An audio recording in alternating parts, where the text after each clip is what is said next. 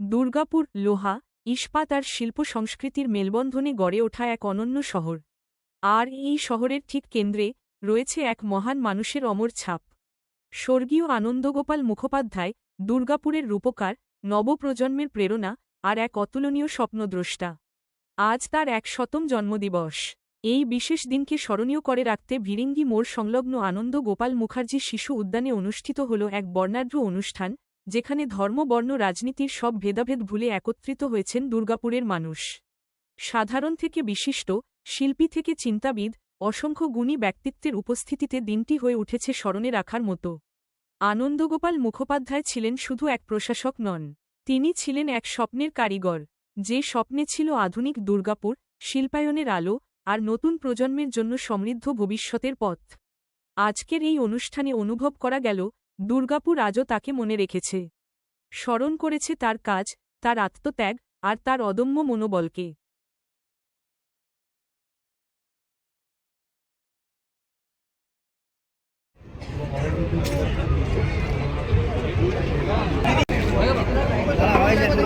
জানি না,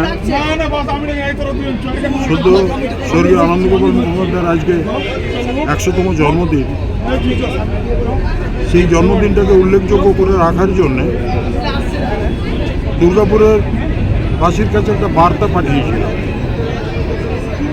যে বার্তা সারা এখানে আপনারা সবাই দেখতে পাচ্ছেন। এবং তার সঙ্গে সঙ্গে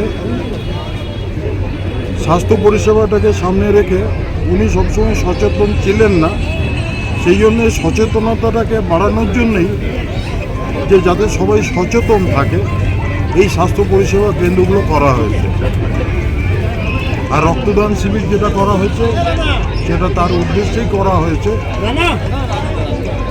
এবং টার্গেট আছে ১০০ জনের, ১০০ বছর যেহেতু ওনার জন্মদিন উপলক্ষে হচ্ছে, স্বাভাবিকভাবেই মানুষের মধ্যে একটা উদ্দীপনা, সেই উদ্দীপনাটা এখানে চোখে পড়ার মতো। আমরা চাই যে আনন্দবাবু দুর্গাপুরে প্রাসঙ্গিক কি অপ্রাসঙ্গিক সেইটাকে তুলে ধরার জন্য, কেন নতুন প্রজন্মের কাছে তার প্রাসঙ্গিকতা এখনো পর্যন্ত পৌঁছানো যায়নি। পুরনো মানুষ যারা আছেন, বয়স্ক মানুষ যারা আছেন, যারা ৫০ ঊর্ধ্বে বয়সে আছে, তারা হয়তো কেউ কেউ আনন্দবাবুর সম্বন্ধে জানেন, কিন্তু বাকিরা আনন্দবাবুর সম্বন্ধে সেরকমভাবে সচেতন নয়। সেই সচেতনতাকে ফিরিয়ে আনার জন্যই আজকের এই।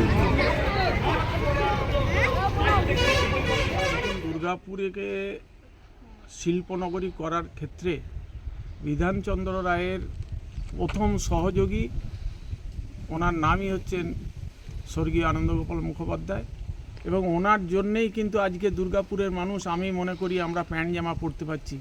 কারণ দুর্গাপুর একটা জঙ্গলে পরিণত ছিল, সেই জঙ্গলের মধ্যে দিয়ে আনন্দগোপাল মুখার্জির নেতৃত্বে দুর্গাপুরের মাটিতে যে শিল্প তালুক তৈরি হয়েছে, সেই শিল্প তালুক আজও বিরাজমান, এবং সেই শিল্প তালুক যেন আরও সমৃদ্ধি হয়, আনন্দগোপাল মুখার্জিকে স্মরণ করে এইটাই আমি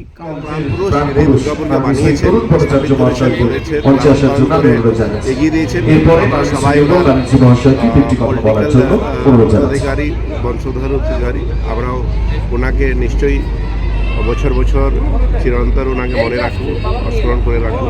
আর আগামী যে ইউথ, ওনার কাছেও ওনার আদর্শ, ওনার কর্মকাণ্ডকে আমরা তুলে ধরার চেষ্টা করবো, এবং দুর্গাপুরকে কীভাবে আর এগিয়ে নিয়ে যায় ওনার আদর্শকে সামনে রেখে, এটা আমাদের সবার চেষ্টা থাকবে।